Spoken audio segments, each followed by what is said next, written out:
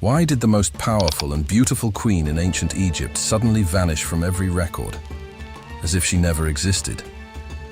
Why did the most powerful woman in the ancient world disappear overnight, leaving behind no tomb, no mummy, no death record, and no explanation? This question has haunted Egyptologists for over a century, and the mystery only deepens with every new discovery. In the 14th century BC, Nefertiti stood beside Pharaoh Akhenaten as the co-ruler of Egypt during one of the most revolutionary periods in human history.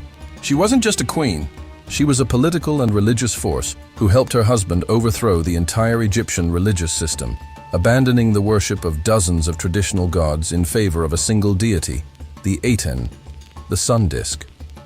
This was the first known attempt at monotheism in human history, and Nefertiti was at the center of it.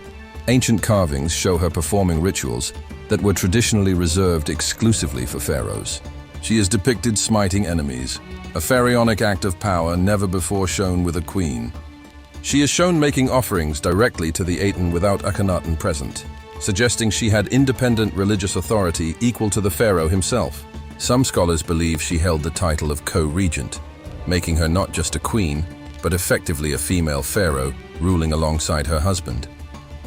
Her famous painted limestone bust, discovered in 1912 by German archaeologist Ludwig Borchardt in the workshop of the royal sculptor Thutmose at Amarna, is considered the most recognizable work of ancient art in the world.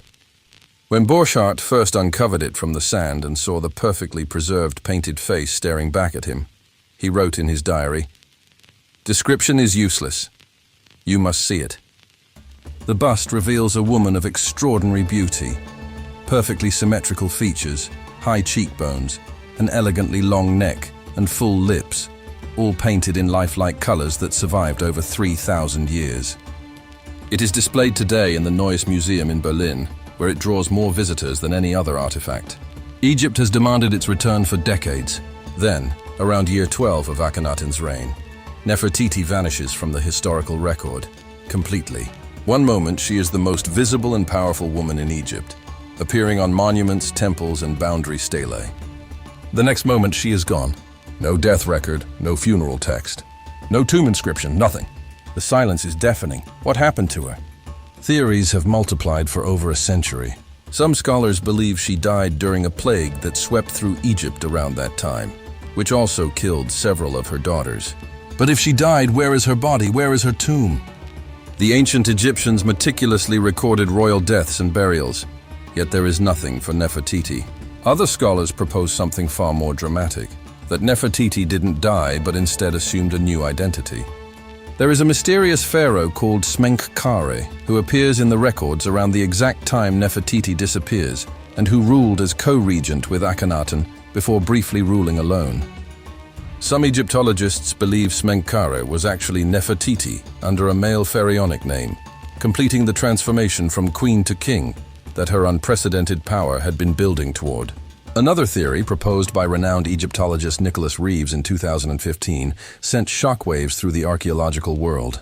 Using high-resolution radar scans of Tutankhamun's tomb in the Valley of the Kings, Reeves claimed to have detected hidden chambers behind the painted walls. He believes these chambers contain the undiscovered burial of Nefertiti, and that Tutankhamun's famous tomb was originally built for Nefertiti and was hastily repurposed for the young king when he died unexpectedly. If Reeves is correct, the most sought-after archaeological prize in the world, potentially greater than Tutankhamun's treasures, lies just feet behind a painted wall that millions of tourists have walked past without knowing.